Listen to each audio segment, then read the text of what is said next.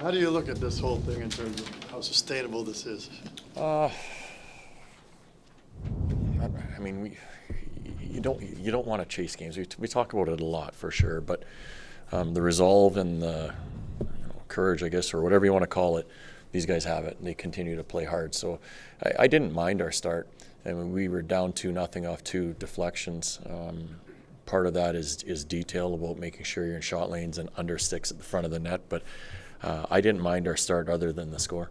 Was there a specific point in the game where you felt the game kind of shifted to your team's advantage? I thought in the second period there was a lot of putting pucks behind them, and I thought they looked like they started to wear down a little bit. And then in the third period, I thought our guys played with even more pace and more speed, and I think we made it harder on them.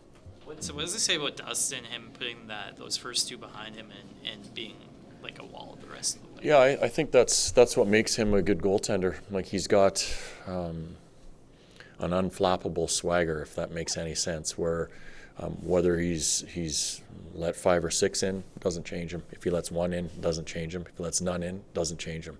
So, he obviously grew up the right way or learned some lessons early on as a goaltender and how to turn a page and flush it if something goes by you, because he does a really good job at that. What do you say about the way Rasmus Anderson's kind of playing? I think Ras he's been a little bit in and out, but I thought his game tonight was starting to come a little bit. So when he moves his feet, he's dynamic. So he gets himself going in the offensive zone. A lot of times gives us some headaches because he ends up behind the net a lot, but at the same time he breaks down coverage when he does that. But the telltale sign when Ras is playing is if his feet are moving. When his feet are moving, there aren't too many guys that are better than him. What have you made of Blake Coleman's offensive contributions this year?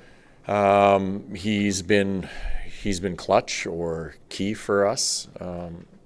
We talked in the summer a little bit about still finding a way to chip in, and we would need that from him. And he feels there's a level that he can still get to, and that part of his game since he's been here has gone away a little bit. But I think if we go back and talk about Blake, the competitiveness that he's had, the leadership that he's brought to the table, and I think that he feels like he's a big part of pushing the team forward. And whatever the situation, like shorthanded goal tonight, winning that face-off maybe is the more important thing in our minds, but he's doing all the little things well for us, and that's so key.